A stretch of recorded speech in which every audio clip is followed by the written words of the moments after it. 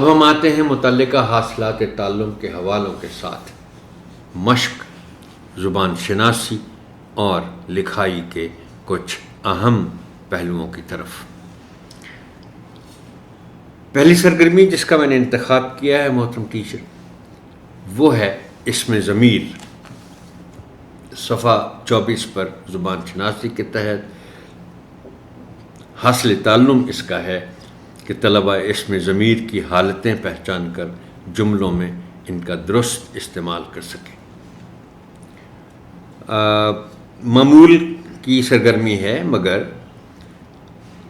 اسم ضمیر کی تینوں حالتوں کے لیے استعمال ہونے والے الفاظ یعنی غائب، حاضر اور متکلم کے معنی ضرور بچوں کو بتائیں اور ان کے انگریزی مترادفات کا حوالہ دیں۔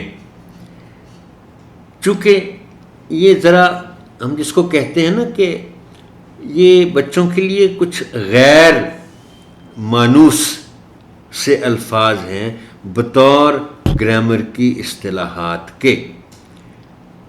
انگریزی میں تو وہ چونکہ ظاہر ہے پہلی جماعت سے پڑھ رہے ہیں، تو اسی لیے میں نے آپ سے گزارش کی ہے کہ اب یہ لفظ غائب، اب ان کو یوں سمجھائیے کہ دو لوگ کھڑے آپس میں باتیں کر رہے ہیں، تو متکلم وہ ہوگا جو بات کر رہا ہے، حاضر وہ ہوگا جو بات سن رہا ہے، اور غائب وہ ہوگا جس کا ذکر ہو رہا ہے مگر وہ وہاں موجود نہیں ہے۔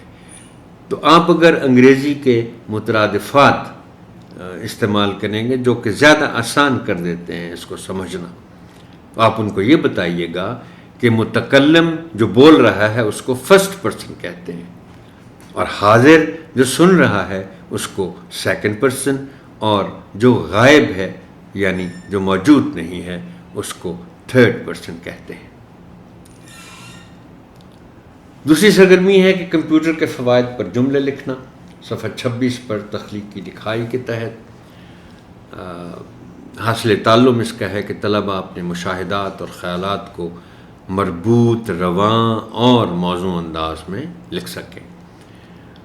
یہ سرگرمی لکھنے سے پہلے کی گفتگو کے بغیر کروائی جائے۔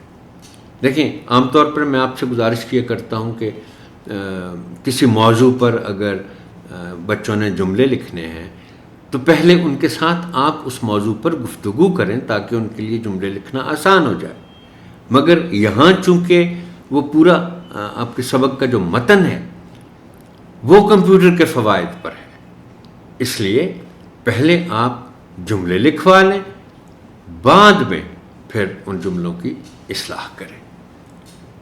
یہ سیشن یہاں تک ہی محترم ٹیچر، آپ کی سماعت کا شکریہ۔ اللہ حافظ ناصر۔